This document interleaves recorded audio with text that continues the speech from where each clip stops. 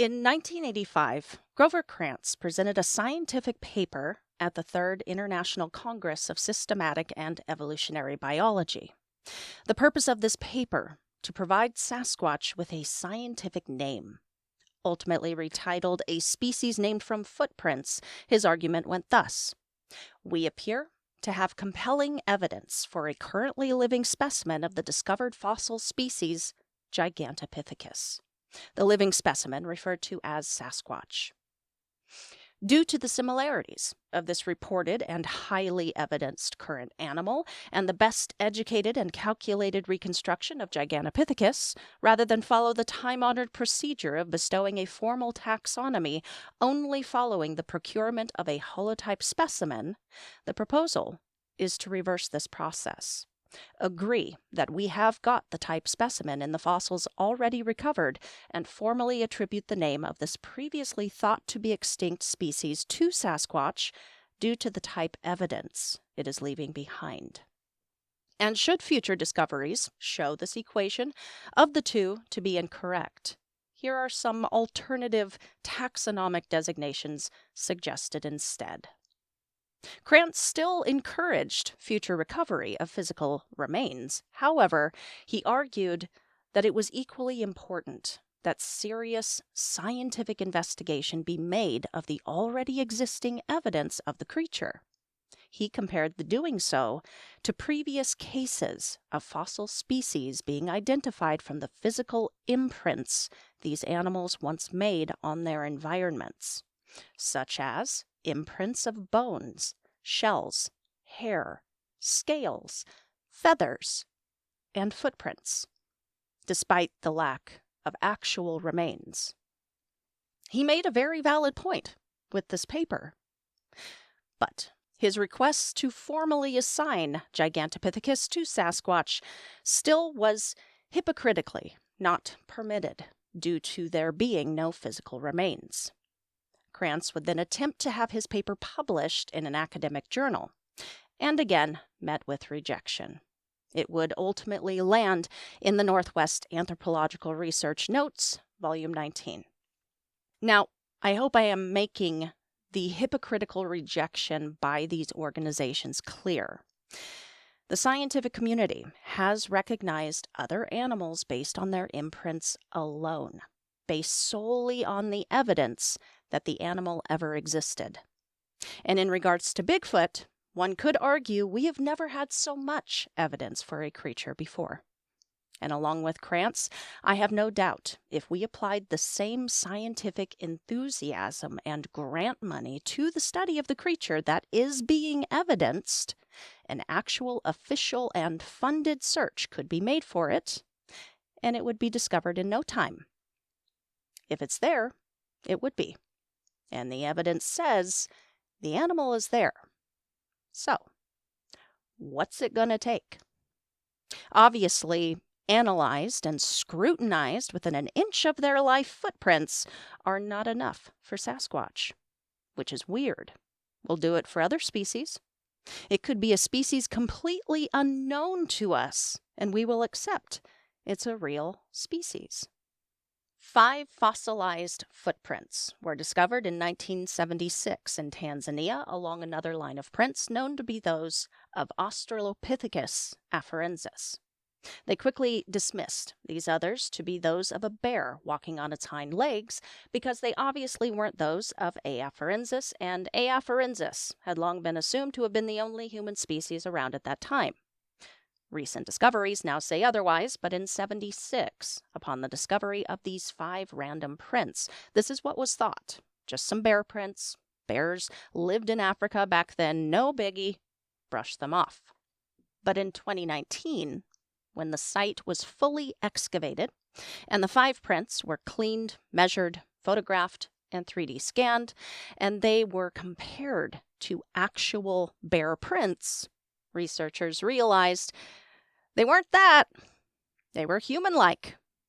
They were not A. afarensis, but they were definitely those of an upright walking hominid who walked the same area alongside A. afarensis. Maybe within hours of each other, it could be speculated. But to this day, scientists still do not know what species made these prints. They have nothing else like these on record, and all they have are these prints. But they are undeniable evidence, and scientists accept that these are indeed the imprints of an ancient early hominid, sight unseen. So what is it going to take for Sasquatch? Definitely not stories or even photos. And that is weird, because we've done that for other animal species.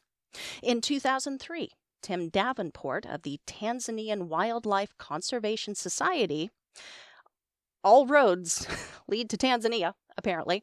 Tim Davenport heard the local Wanyakyusa people talking about this shy little monkey called a kapunji. He was intrigued and wanted to know if there was anything to the stories. Later that year, he and his team would lay eyes on this creature, and in 2005 would publish a paper in a scientific publication describing and naming the new species. However, they were missing a pretty big piece of the naming game puzzle when it came down to it: a type specimen. Under holotype, they wrote adult male in photograph, figure 2. Under paratype, they wrote adult in photograph, figure 3. They also state in this paper no live individual should be collected at this time to serve as the holotype. Didn't provide a body. Paper got published. Upon publication, there was a stir in the scientific readership. The official name Lophocebus kapunji had no standing in zoology because technically they didn't have an actual body, a type specimen. It couldn't be recognized until that took place.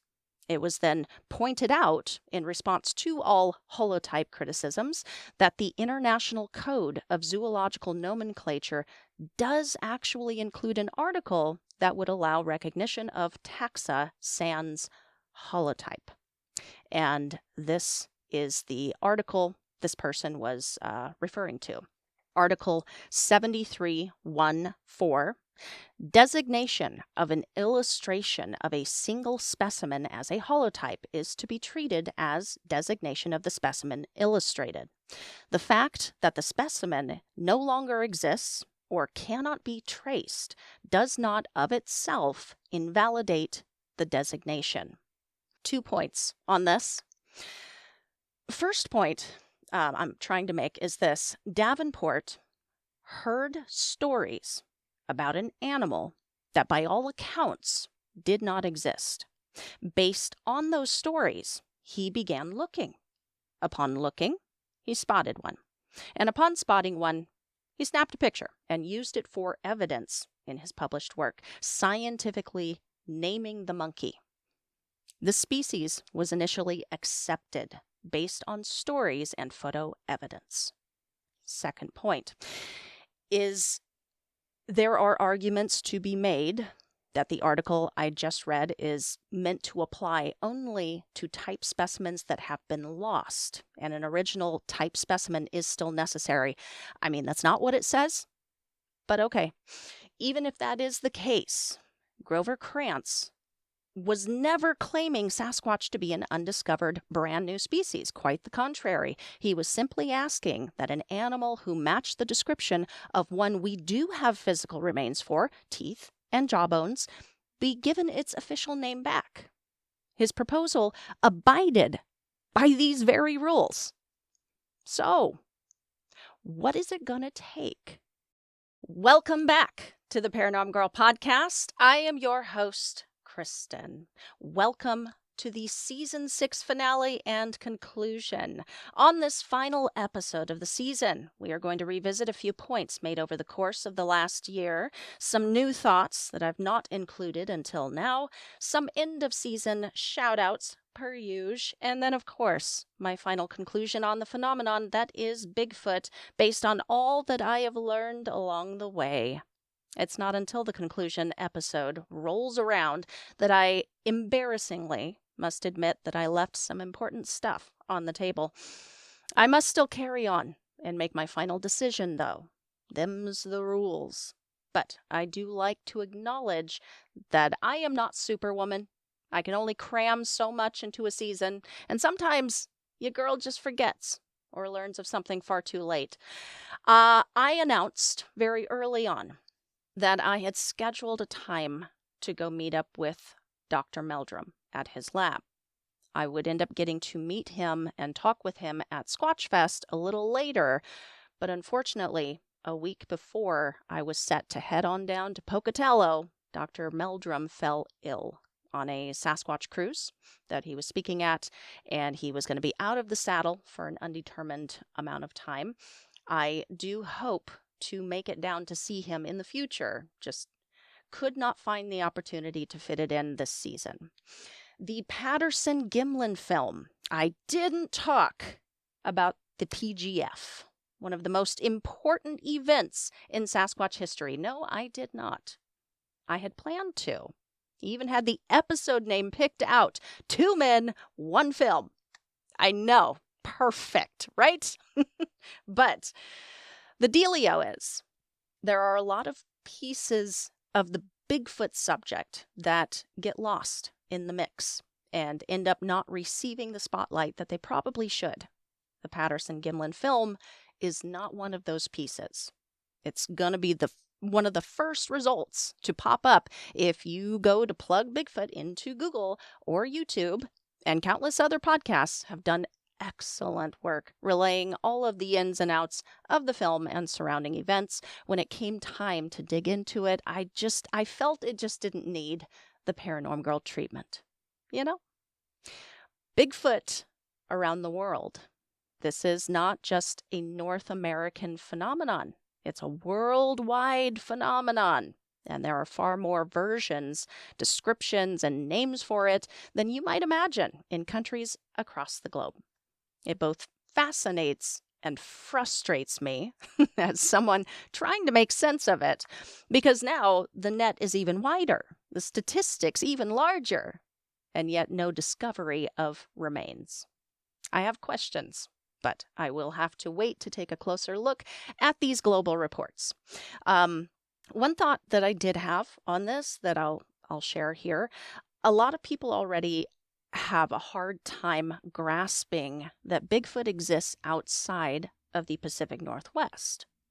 Suffice it to say, many folks don't believe that any stories coming from outside of the country could be valid.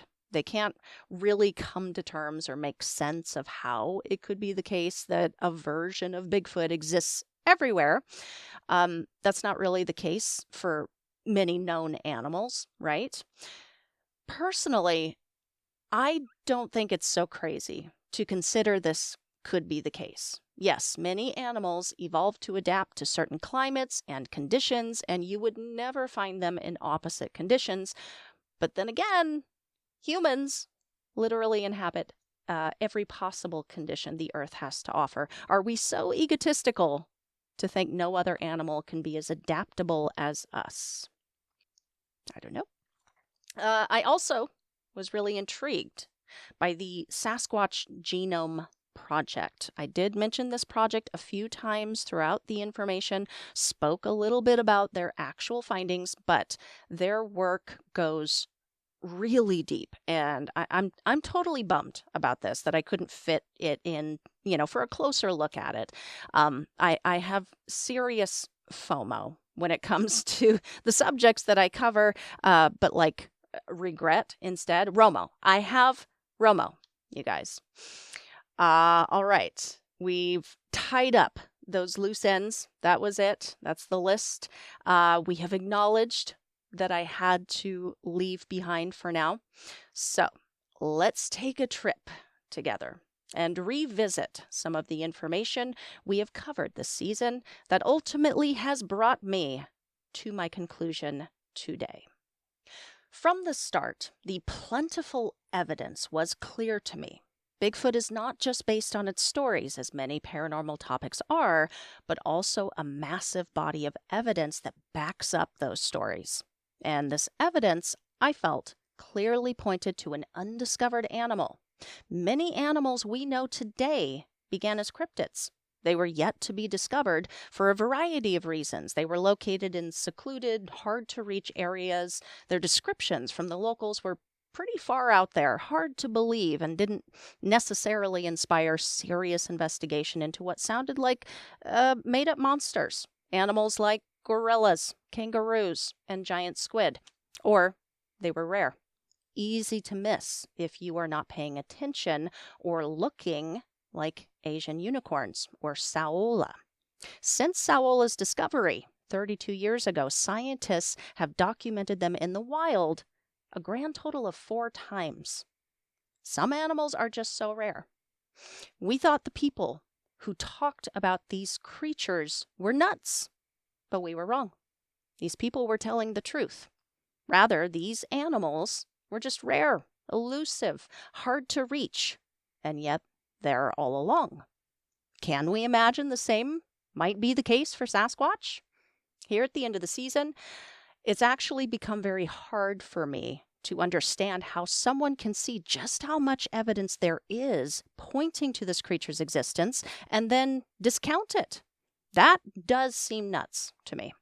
But like I said in the beginning, those who remain skeptical are so because they discount the evidence outright. And if they are unwilling to consider any evidence at all, then there's definitely no looking at the composite of overwhelming evidence and the picture that paints. We took a look at skeptical arguments such as, if they are out there, where is the body? Why don't we have one? Where are the bones, the fossils, etc., etc. To quickly review, fossils are stupid rare. Why? Because they require perfect conditions to form. And then they require people to actually find them. That being said, though, Krantz would say we have found their fossils. Just saying. Bones are also considerably rare to find out in the wild, especially predator and carnivore bones. Predators are more likely to experience a slow versus sudden and violent end. Enough time to find a place to curl up and try to recoup from their ailment. Just kidding, they're dead now, but hidden. And before anyone can discover their remains, they have returned to the earth, reduced to soil and new forest floor growth. Voila! Magic! No bones. Sasquatch would be considered a predator. Another reason we have not found a carcass should be considered. We actually have found one and misidentified it as belonging to another large animal. Think about this for a second. Accept that predator carcasses are already rare to come across out there. Some random hiker is walking through the woods and just happens to trip and stumble over a pile of bones. What are the chances this random hiker is going to think they belong to anything other than a bear?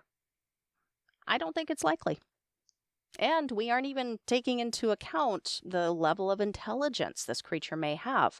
According to many encounters and eyewitness reports, sometimes they do things that allude to a higher than normal level of intellect.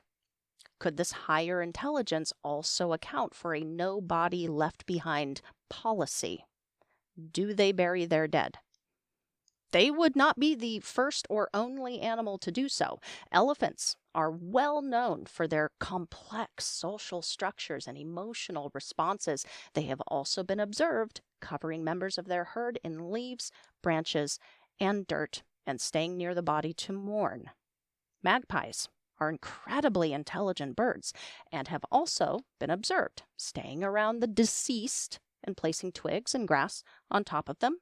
Interestingly, chimpanzees, humans' closest genetic relative, have incredible social structure and have shown to have high emotional and functional intelligence. Also has been observed staying near the area of the body and covering them with leaves and sticks. In many reports of multiples of Bigfoot being observed, it appears they do have some sort of social structure and have emotional ties and responses. Based on the pattern that I am seeing from the known animal examples, if Bigfoot bury their dead, I think it's highly likely they too would hang around the area trying to stay close to the body while they mourn. Might keep that in mind if you become aware of a Bigfoot being sighted in the same area over an extended period of time. The history of Sasquatch was really interesting. I am so glad I did this one early on. It really gave me a level place to start as I began my dive into the subject. So here is an inconvenient truth and something that blew me away. Sasquatch has been described and artistically rendered for centuries. Its name has changed throughout the years. Its name has differed from culture to culture, but it has been there all along. Sasquatch has massive historical merit. I mentioned the problem some folks have trying to imagine how Sasquatch can exist in every country across the planet. Your brain's gonna explode when I tell you Bigfoot in 1600s medieval Europe was off the chain, dudes.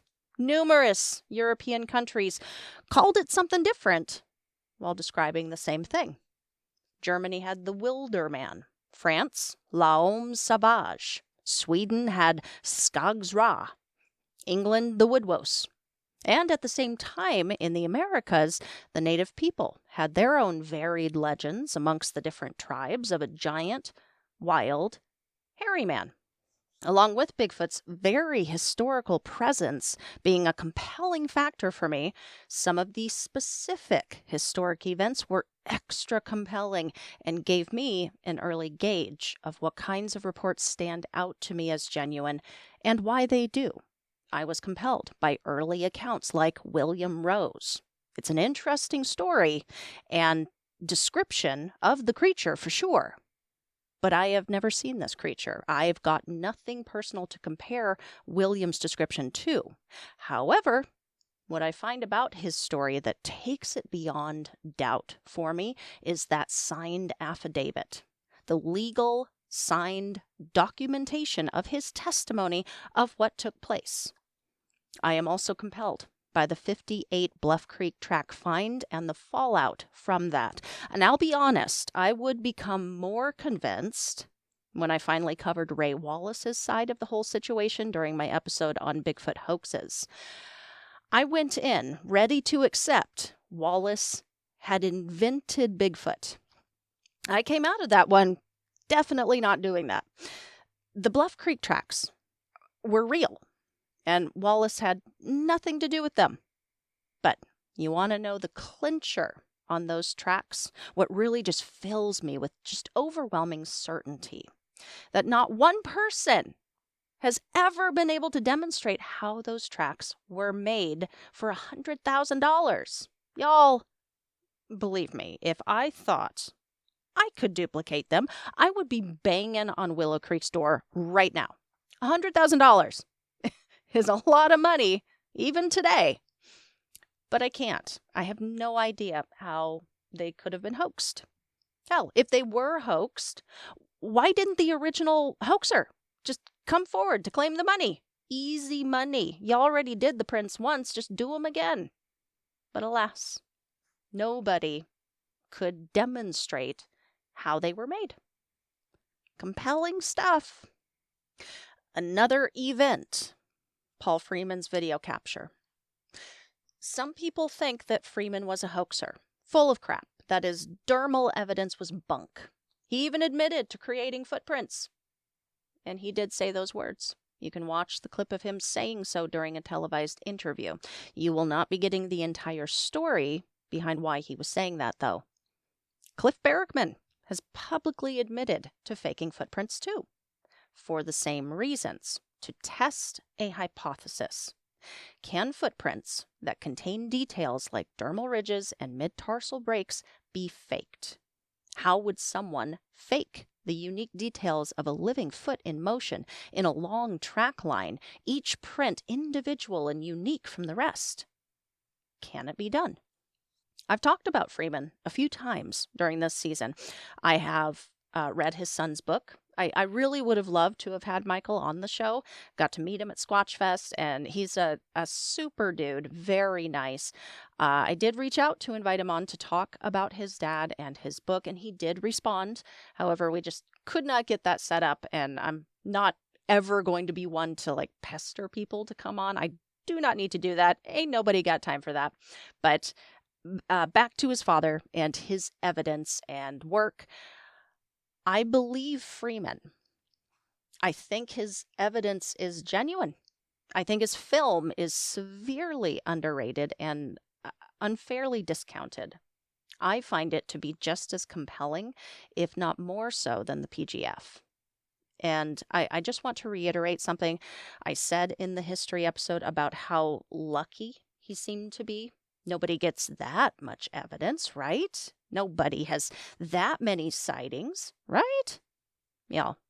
Something that Freeman does not get credited for is the life he gave up in order to continue the search. The time he sacrificed with his kids and his wife, he would never get back.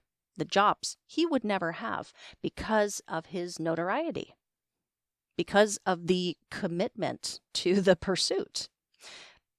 People don't credit his finds to the multiple days a week, multiple hours a day he spent out there in the wild, specifically looking for evidence.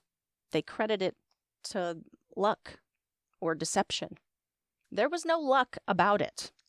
It came down to math.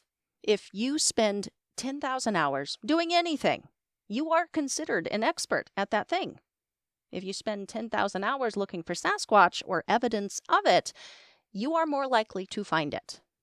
He took it seriously and took it on in a way that bordered obsession, you know? Not like, oh my God, Sasquatch. I love Sasquatch. I'm like so obsessed. No.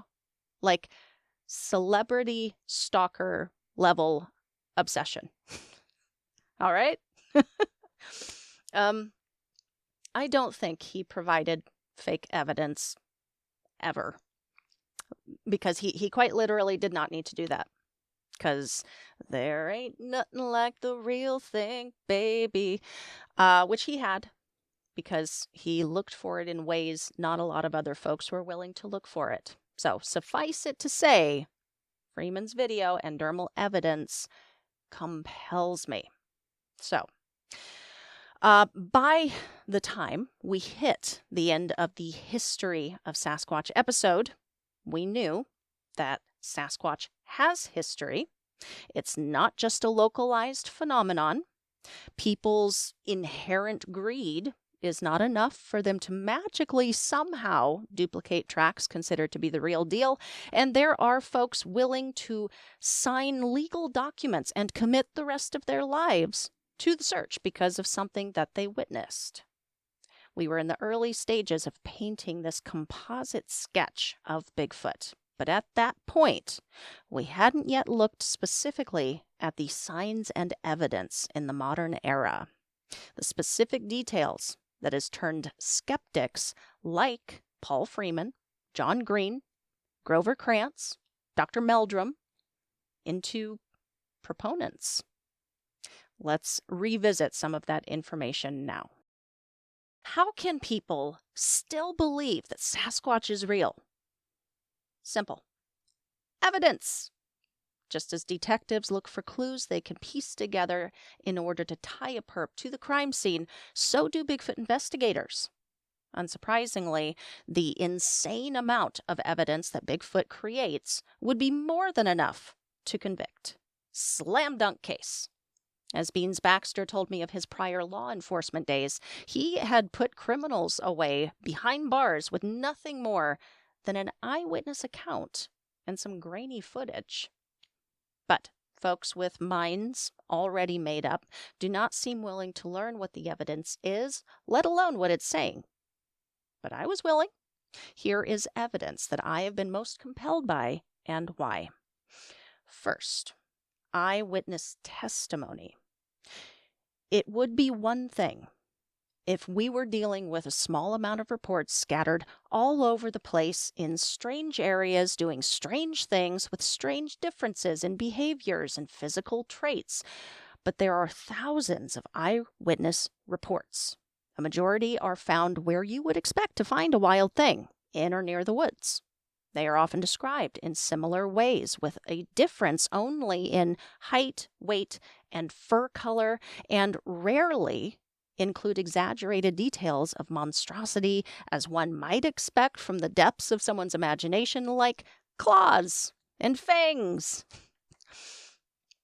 Thousands of reports describe this bipedal, tall, bulky, hairy creature in a wooded area, basically just going about its business. There have been reports of aggression, which might stand out, but as we learned from our Salty Sasquatch episode, it's a handful in comparison to the mountain of reported sightings. Second, the hairy man and his hairy family at Painted Rock. And this dips back into the history, but it has not ceased to amaze me, the native lore and their artistic and ceremonial creations that present what appears to be a very large and hairy bipedal thing, or something that appears to have an ape-like face on totem poles, ceremonial masks, stone carvings, and wall paintings, alongside human beings and other physical animals. It stands out, no doubt. But why include this one fictional creature in the midst of foxes, ravens, bears, and man? Third, footprints. Bigfooters will shout from the rooftops about footprint evidence for very good reasons. There is a lot to a footprint thought to be real that cannot be explained in any other way. Or it has been explained in such outlandish ways that it makes my brain hurt. And at that point, it's just clear, like, no one would do that. Nobody is doing that. Okay? Is it easy to hoax footprints that convince many? Yes. Ask Eugene Hendrick. Is it easy to hoax footprints that convince Bigfoot researchers and investigators who know what to look for? Not as easy.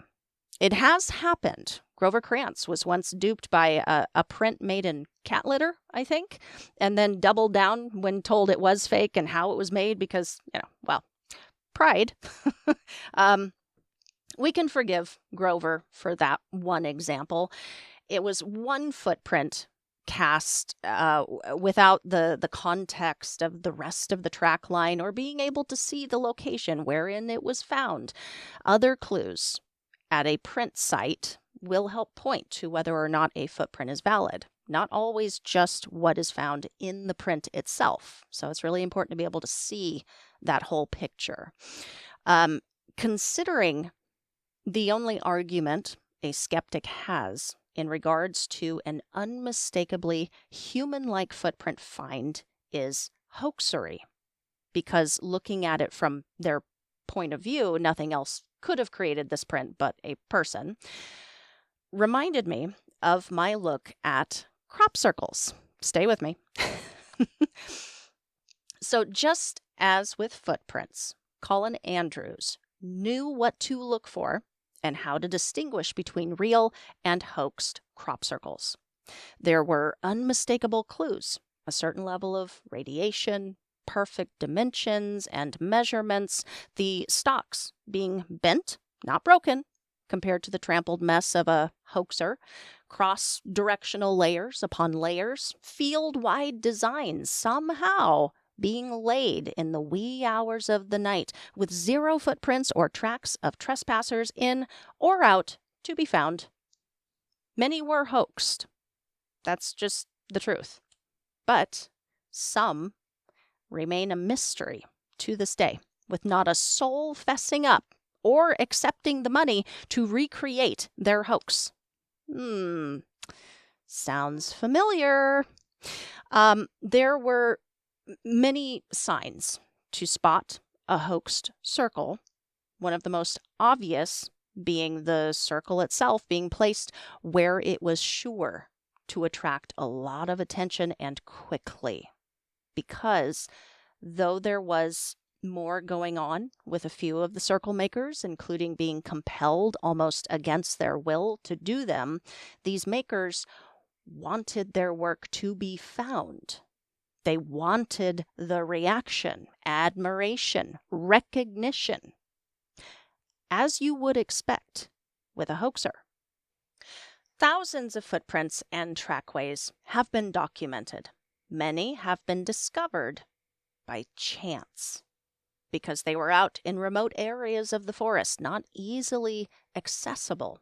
Case in point, Doug Hychek, who recently appeared on the show, link in the notes, told us about the first tracks he ever came upon while up in the Arctic to do wildlife research. This area was so remote he had to take a float plane in and out.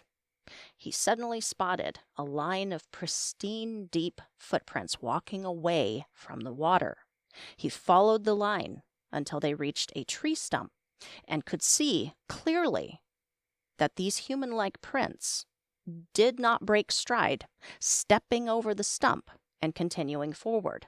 Off in the distance, he could see the track maker had just continued their trek off into the remote, secluded Arctic wilderness.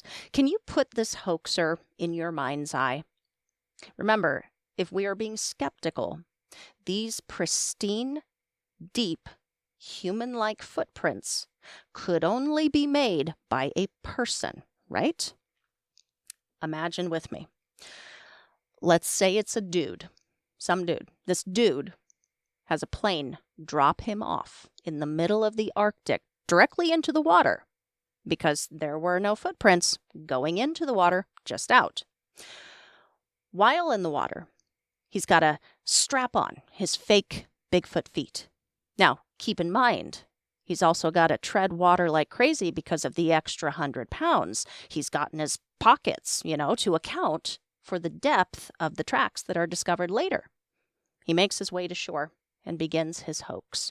The whole time grinning ear to ear, shaking his head, thinking, ooh, man, whoever finds these tracks is going to be so tricked. I'm going to blow their mind. They deserve it. How stupid you got to be to believe in Bigfoot.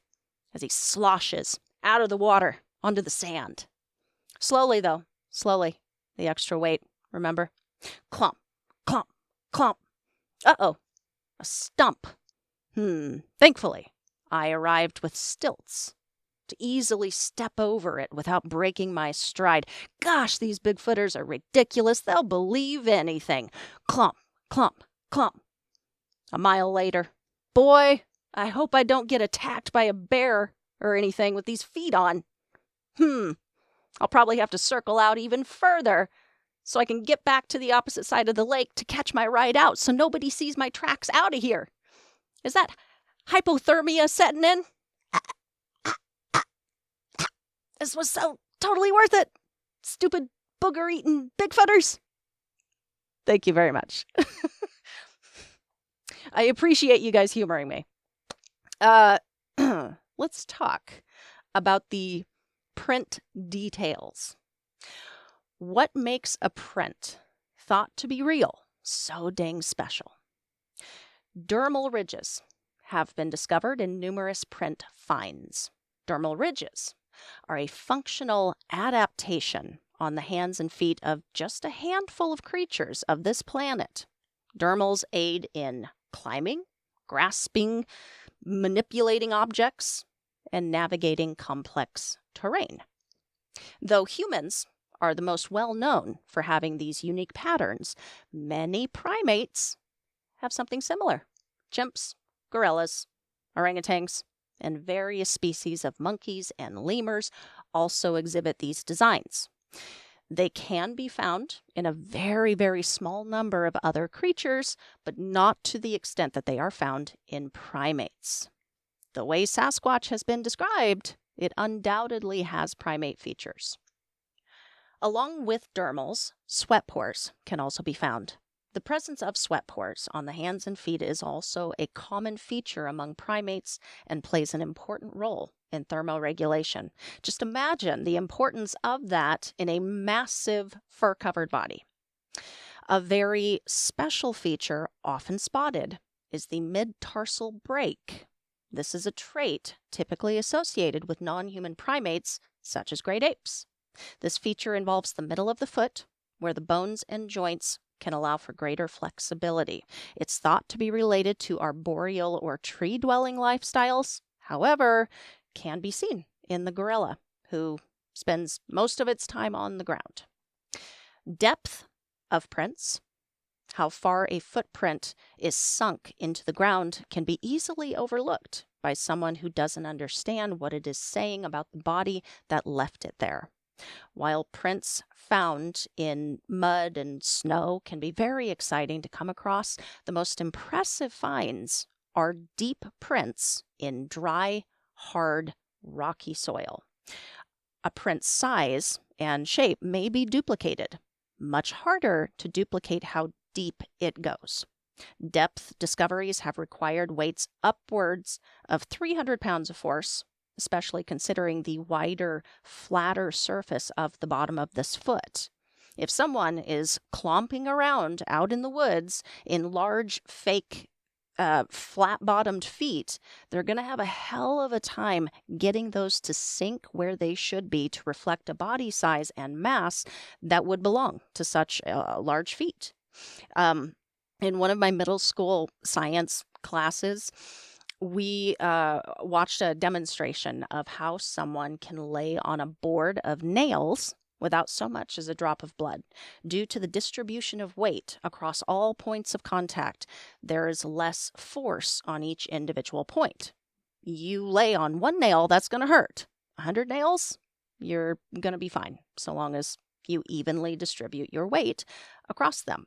Same with prints. A hoaxer is taking their average of, let's say, 180 pounds, if it's a guy, distributing this weight onto a flat stepping surface that is much wider and longer than belongs on their regular stepping surface. Their own foot is going to sink deeper than anything that they can make with this wider, longer surface, unless they can add an excessive amount of weight to their body in order to apply more force. Imagine doing this in the woods, in the dark, across rocky, uneven terrain, up hills, down hills, toss a 700-pound tire around, some 50-gallon drums of fuel into a ravine. You will be $100,000 richer, my dude. But imagine doing all of that with the weight it would take to sink the print to an appropriate depth. Last one on prints, and then we will move on. Unique traits of a living foot. This is an umbrella of traits like deformities, such as can be seen in the cripple foot tracks, Grover Krantz's paradigm shift, scars, missing digits, unique traits like the imprint of a toe or fingernail, signs of malleable skin, molding around hard objects like sticks and rocks. A stiff, fake surface cannot mold itself around anything. A malleable surface is also going to give you a track line where no two prints are exactly alike. Each print is a special little snowflake, which is what you would want to see in a long trackway. The spacing between prints is another unique trait. This also says something about the body that made them, their height, age, or gender even. Also take note of the gait. It is unique in that it's only seen naturally in animal and purported Sasquatch tracks.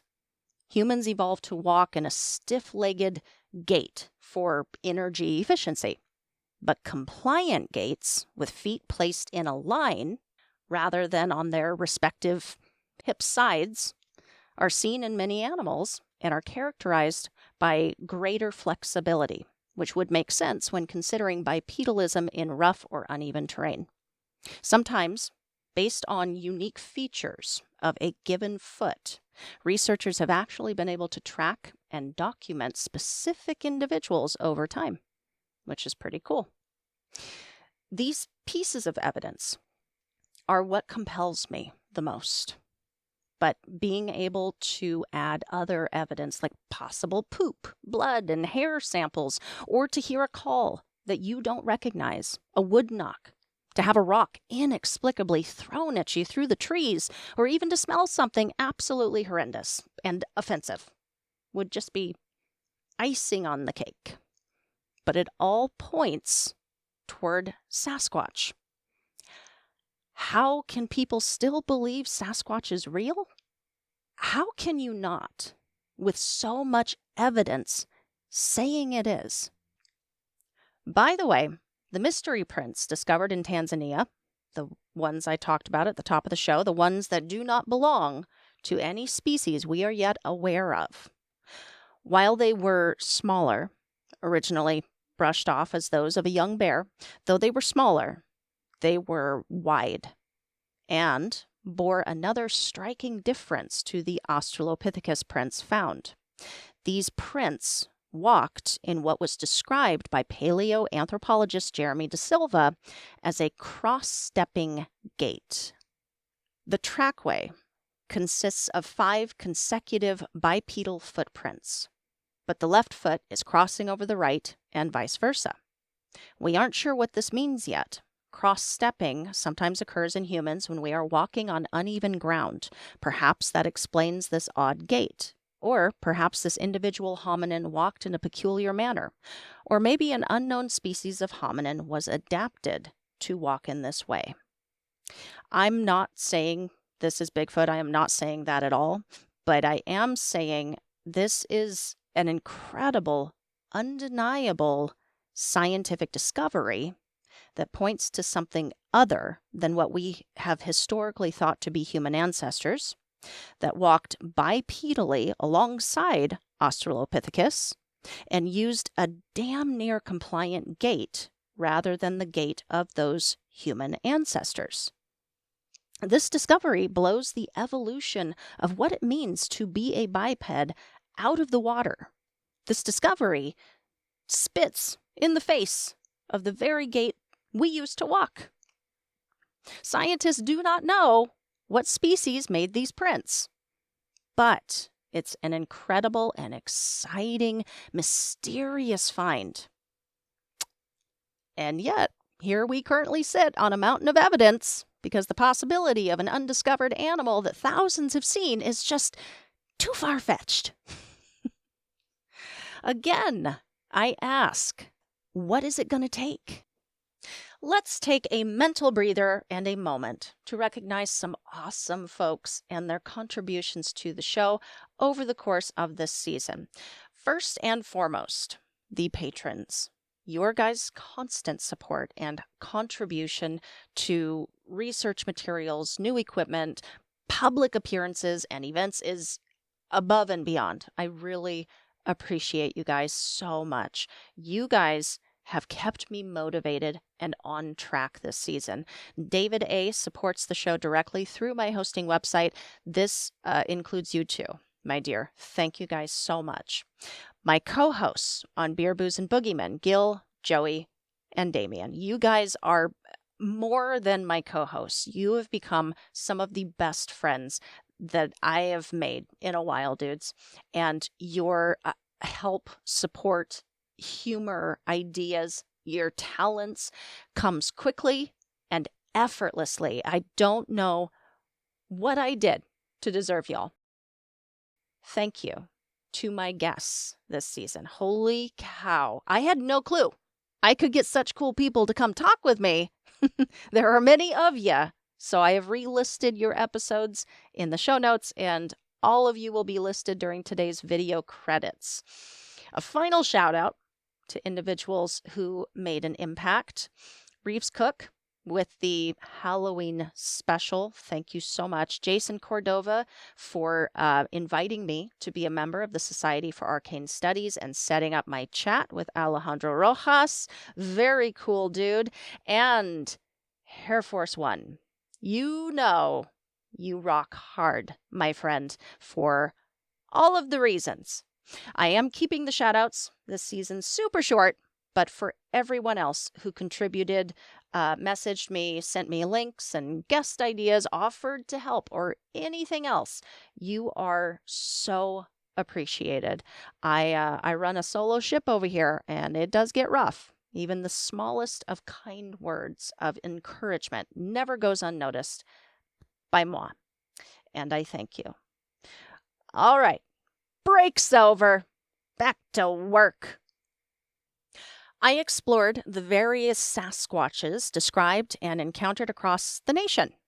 Due to the consistency throughout the descriptions and behaviors, I do believe them to be more widespread within our own country. Not all of them. As I recall, someone said they saw one with fluorescent green hair, and some had fangs and claws. But for the rest, I'm seeing the pattern. I'm digging the pattern. And I don't see any valid reason why they can't be located in other densely forested areas across the country. And I still want my very own Get Stick. Dang it. In these American Sasquatch episodes, we also saw an interesting physical feature described quite a few times. It has also popped up in our history dive, our military and police encounters, our theories and explanations episode. And in so doing, it in itself is too much of a pattern for me to continue to brush aside.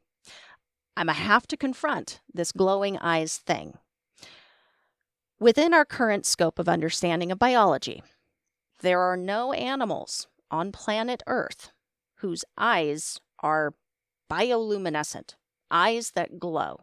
Certain deep-sea creatures have fluorescent features and even organs near their eyes that can make them appear to glow, but no eyeballs that we know of produce their own glow. I threw around the idea that glowing eyes in these creatures may be an evolutionary adaptation for protection or aggressive behaviors, to ward off predators, to, in a sense, bluff charge intruders. In theory, I think this is a fun idea, but considering the fact that while glowing eyes is a feature that has been reported, it still isn't reported regularly enough to, call this for the entire species. For every glowing eyes encounter, there is an habituation with a family of Bigfoot for years who has never seen glowing eyes, but do report regular old eye shine. Glowing eyes is something you get with shadow people and Hat Man and other solely paranormal entities.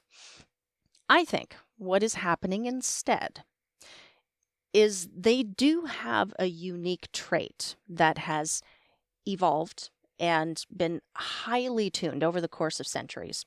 All traits that we have today evolved to be the way they are because it was better. It helped our species survive. It gives us the advantage.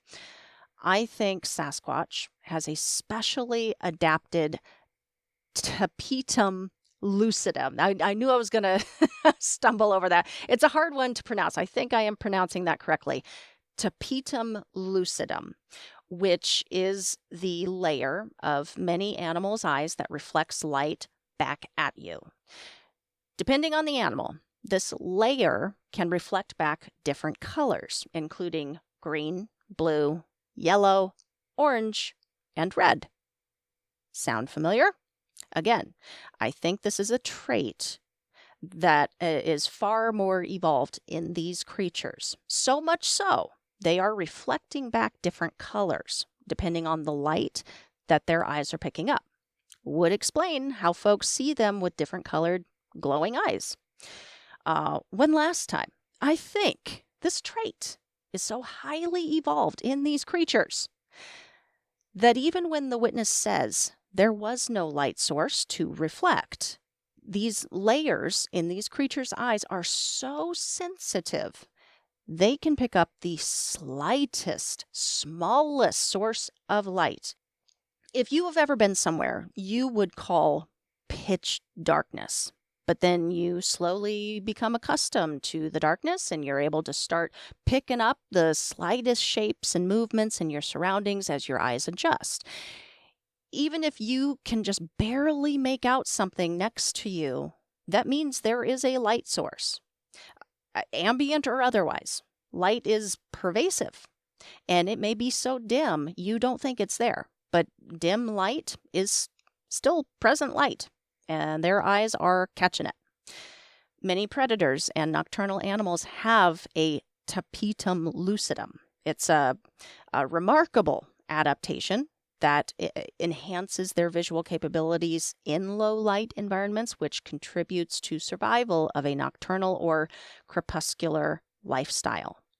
And if Bigfoot is as elusive as I think it is, this is just the truth of it. It is nocturnal. It has to be. It has highly sensitive eyes that has allowed it to exist in the darkest of dark. And this has helped it to survive. And a major part of that is avoidance of day-dwelling humans. Thinking about this got me looking at other animals who have special perception traits that are unusual compared to others. That gives them the advantage. Cats can hear frequencies that humans cannot. They have the ability to see different levels of light on the spectrum than humans do. They've evolved to do this. There is evidence suggesting that cats might even be able to see ultraviolet light. This ability would enhance their predatory skills and environmental awareness, offering a functional advantage in their natural behavior. And if this were the case for Bigfoot, what's more of a functional advantage than steering clear of your one and only threat at all times? Have they also evolved to sense ultraviolet light? Can they visually sense body heat? This adaptation would completely explain to me how they avoid humans generally. And trail cam capture. I've heard people say that they're hearing it. I think that their hearing has highly evolved, much the same as their vision. So this is incredibly possible.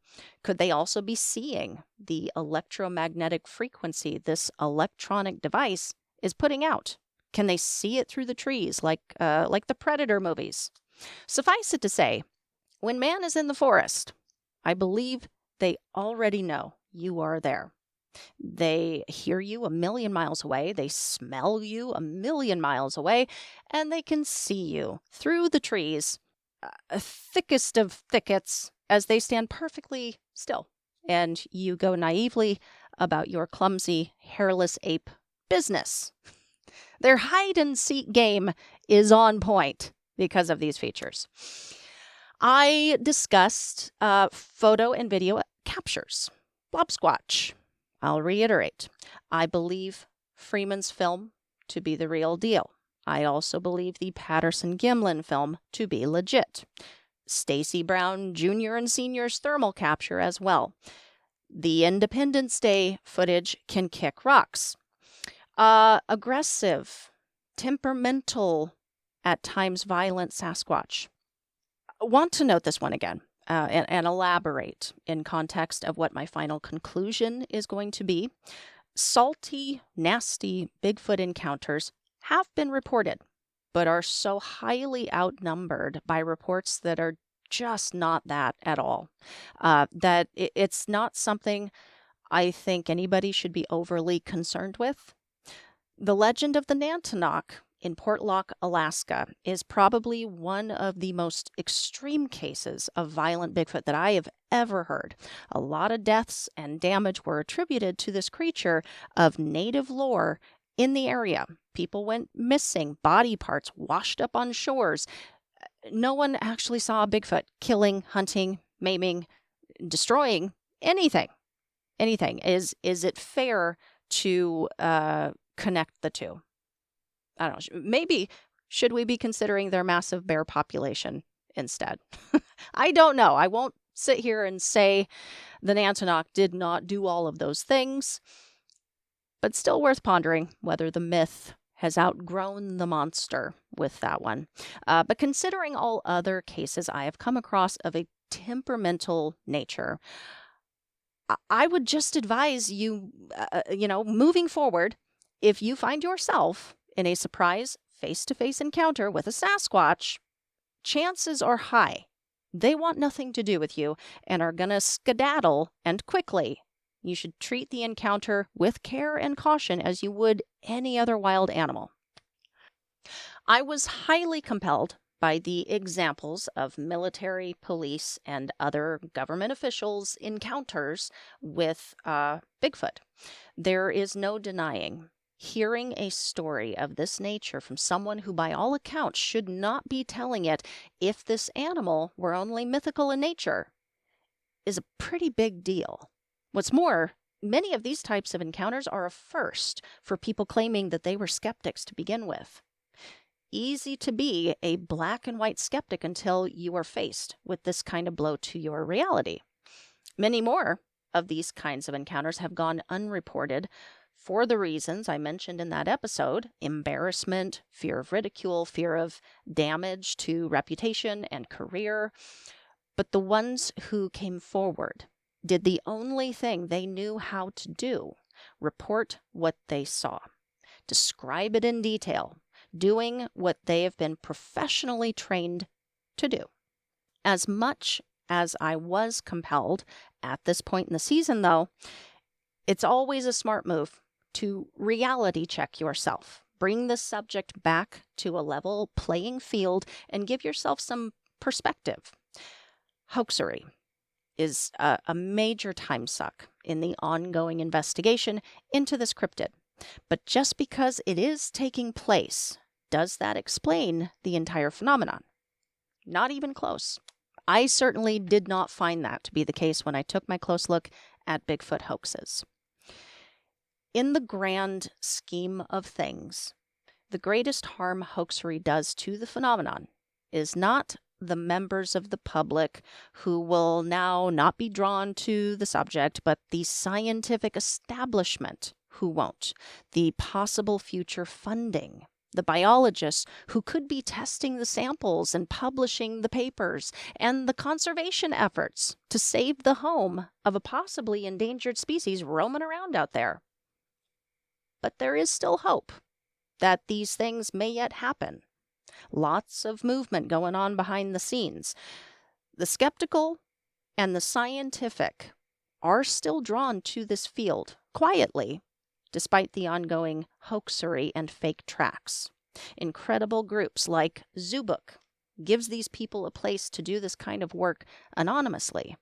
Movers and shakers like Doug Hychek, who bring outrageous findings to the public. People have to arrive at this subject on their own terms. On the face of it, it is not an easy pill to swallow, especially if you are aware of all of the hoaxes. But all it can take is one piece of evidence to make a former skeptic of it go, whoa, hold up, right? They require their own paradigm shift. Luckily enough, there's a whole lot to choose from. And speaking of that, I want to hear from you. I would be curious to hear from you guys. What was yours? What piece of film, what event, what body of evidence or find did it for you? Changed your mind? Shoot me an email, paranormgirlpod@gmail.com, or message me on social @paranormgirlpod. I would love to, do something with your answers. I'd love to put your answers on a Bigfoot art piece. Wouldn't that be cool? Oh, maybe we could commission Timothy Wayne Williams to do it. That would be hella dope, dudes. All right. Final thing before I head into the actual conclusion portion of this episode and wrap up the show. Let's revisit the theories behind Sasquatch. Gigantopithecus is the most popular explanation. We've got, it's not giganto, but still an undiscovered great ape, undiscovered animal. It's human, wild human, different species of human. Then we take a bit of a leap where this creature becomes a bit less physical. It is interdimensional in nature. It's created by or is itself alien. It's a ghost, an entity. It's Nephilim of the Bible, or it is jinn of the Quran. There's tons of evidence to support the Gigantopithecus or undiscovered animal explanations. Overwhelming evidence compared to the rest. The rest, though, I completely get, because they provide answers to questions that a biological creature does not. Even the theory that it is human or of human. If you look specifically at any event that included a gun and an opportunity to shoot, either the person did shoot or they said something I have repeated multiple times this season because it kind of sticks out. They couldn't shoot because it looked too human. And I have no doubt that it does. But I have to wonder if those folks might have been experiencing a bit of uncanny valley. Now, reportees who get a good visual of the face, it's a little split down the middle. Some will describe it looking like it has a human face, while others will describe it looking more ape-like. I think this "it's human" theory in large part boils down to individual psychology and empathy. Not that folks who see an ape-like face are not kind, empathetic people. I just mean, what is the extent that you see yourself in things outside of yourself? How much do you relate to things foreign to you? I cannot be the only person who watches videos of chimpanzees or gorillas and is just waiting for them to start speaking. Like, I see human in their faces. Is that weird? Am I weird? Their expressions, their eyes, the hands, specifically, their hands, you guys. We share traits with them. I see us in them and vice versa. And if you had never seen a gorilla before and you asked me to describe its face, I would without a doubt tell you that it looks kind of like a person's face. Kind of. Bigger brow, wider eyes, pushed out lips, broad nose, dark skin. So we can see how the human argument is valid in the way that they look. We might also see it in a language. We can argue that the Sierra Sounds is a conversation that contains language. From what I have heard and read about these sounds, I think it's a language in the way that dolphins and whales and crows and cats have a language. They literally do. They communicate wants, needs, emotions, upsets, directions, but this does not make them human. The alien theory threw me. I did have to grapple with that for a minute. Bigfoot and UFOs have been seen together. Sometimes, infrequently. But there was a correlation that Stan Gordon was seeing in Pennsylvania, and he documented it. Look, I'm a proponent of UFOs and aliens. I landed pretty solidly on their existence last season, but I have just spent the good part of a year investigating Sasquatch. I have lost count of the number of reports that I personally read, but I can assure you it is in the hundreds. Hundreds of reports. Not one that I came upon naturally had a UFO included in its details. Those I specifically had to search out. If there is a connection there, I cannot find it. There just wasn't a big enough sampling to go on. Perhaps more of that information will become apparent to me in the future. Even though the season and the deep dive on Sasquatch ends on this show, this topic is now in my wheelhouse, dudes. The search for more information will never stop for me. I can't help it. It's just what I do. The interdimensional argument can go hand in hand with the alien argument, or it can stand on its own. Let's just consider it on its own. I also get why this is the place folks land. In the past, I have landed here myself on various topics that I have covered. Aliens, shadow people, whatever my reasoning at the time, based on the information I had, it's been the most reasonable explanation behind the inexplicable aspects of those phenomena.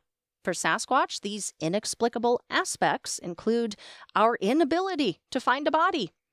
What is happening to their dead? Are they pulling them back through the portal, back into their own dimension?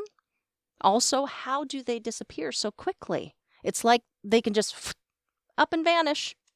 Some people have claimed to witness them literally vanish or go transparent right in front of their eyes. I have not naturally come across these types of reports either, and can only speculate based on the information I am currently aware of. To explain why I do not think Sasquatch is nor can be traversing portals between dimensions or is in itself just interdimensional with or without a portal, let's get nerdy, okay?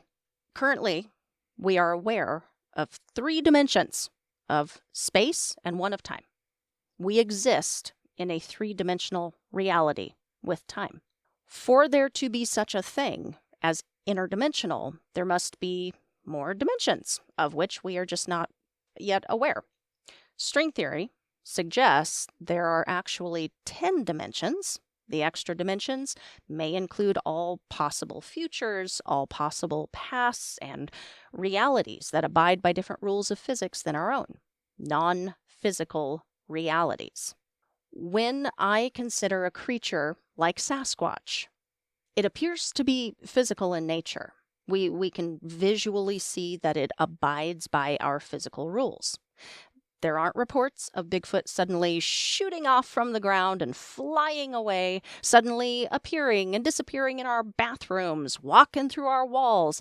It walks on the same level of Earth that we do. It eats physical food, leaves physical footprints behind. We have captured what appears to be a physical creature on tape. So, if it is physical in nature, then this reality is its home. This is where it belongs. The reason shadow people work as interdimensional beings is because they are not physical. They are something else. They do not abide by our rules.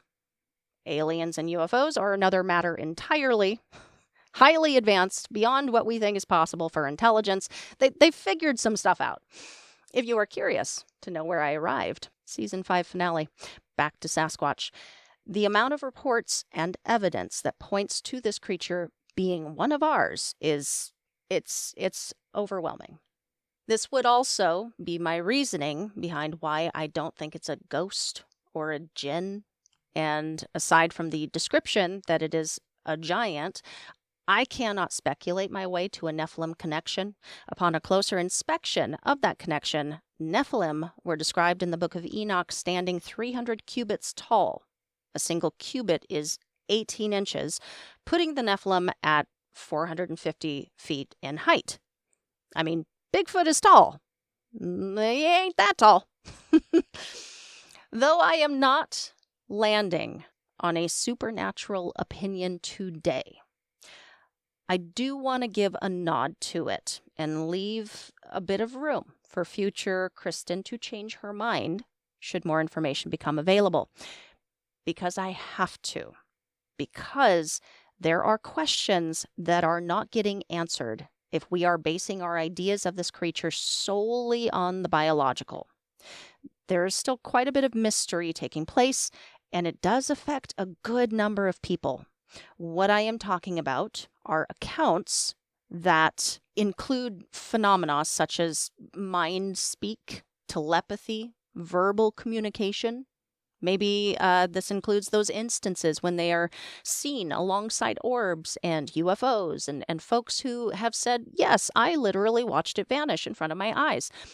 I want to put all of this woo stuff here together and give it some support. There are many who initially began skeptical of the entire phenomenon, who are brought to the field and made believers and researchers out of because they had their paradigm shift. They had an encounter. They saw that piece of evidence. They experienced something undeniable, and they can no longer deny Sasquatch to be real. Okay. Beyond this, there have been many folks brought to the field who initially began in the ape-only crowd, but found themselves transitioning to the woo crowd because of all of these types of reports that they were receiving, because of the mounting unanswerables, and because of the personal experiences with it. This season, while I did not get to speak to a ton of folks in this camp, I did get to speak to a few researchers and firsthand experiencers.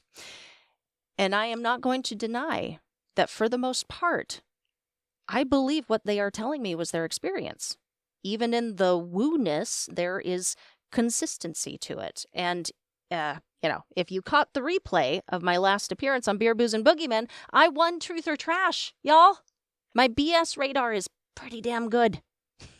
I hope more of you join in next time that we play. It was a lot of fun. Come on, lie to me, baby. Try me. Carter Bouchard. I had the pleasure of speaking with Carter Bouchard. He's got some very interesting things to say regarding the stranger side of Bigfoot, and I, for one, believe him. He specializes in habituation situations, burial research, stick structures.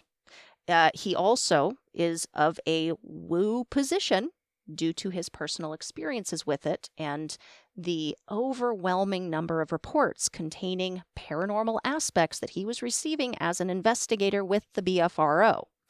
He would publish over 100 reports for the BFRO, and he noticed pretty early on, round about 50% of what he was receiving contained some form of woo, or just out of the norm.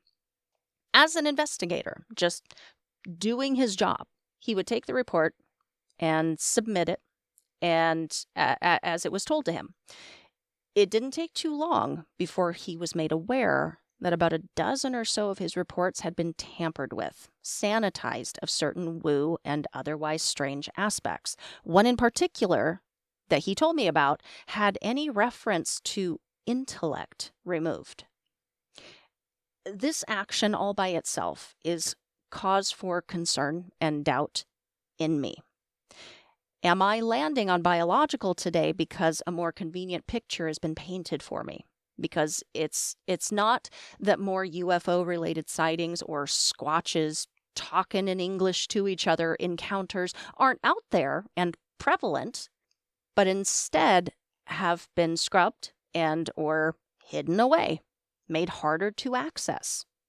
This is not a conspiracy, but I do have to ask, why hide information unless you have an agenda already in place? And if that is the case, then we are missing like half the story here. That means there is possibly something far more mysterious taking place with this cryptid. The experiencers in these kinds of reports cannot all just be crazy people. They can't. So, for now, I'm leaving the woo on this one open-ended. I have not answered the question. But because I have, in a sense, seen a pattern and consistency with those kinds of reports, I do have a speculation on what could possibly be taking place that I will leave you guys with today. This is going to get a little weird for some of you, but have you met me? I get weird. I do. Sometimes I go off the deep end, okay? It's enjoyable to me. When you take the time to look through reports, there's a pretty stark divide between fairly normal sounding events and not so normal sounding events, starkly divided. And since I am landing in the more reality-based biological camp today, I look across that divide. I acknowledge that something real is taking place, and I don't wonder if these experiencers aren't interacting with something that is not Bigfoot at all. Something else entirely. I have noticed that there is a bit of a trickster element that can take place.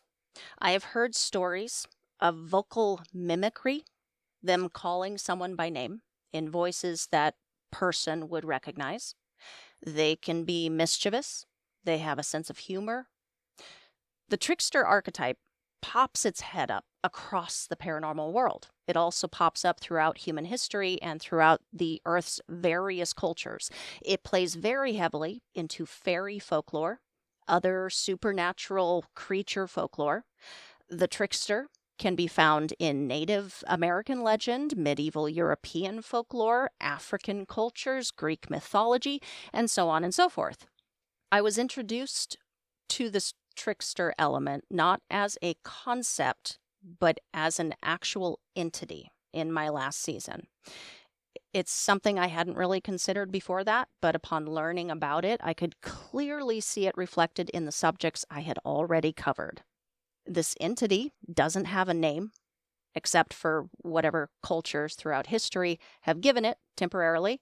Whatever it is, it seems to be indelibly tied or linked to humans and our lives. It's adaptable and mischievous. It takes many forms to suit its purposes because it in itself has no form.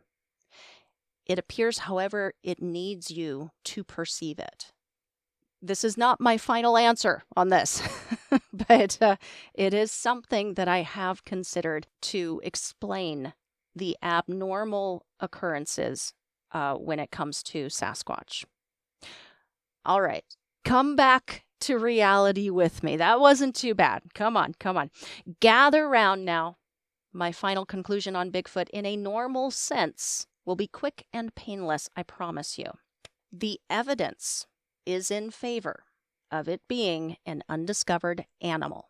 Gigantopithecus crossed the Bering Land Bridge along with humans and many other animals. Just as we are descended of Australopithecus afarensis, I think likely they are a descendant of that species. They are incredibly rare and highly elusive.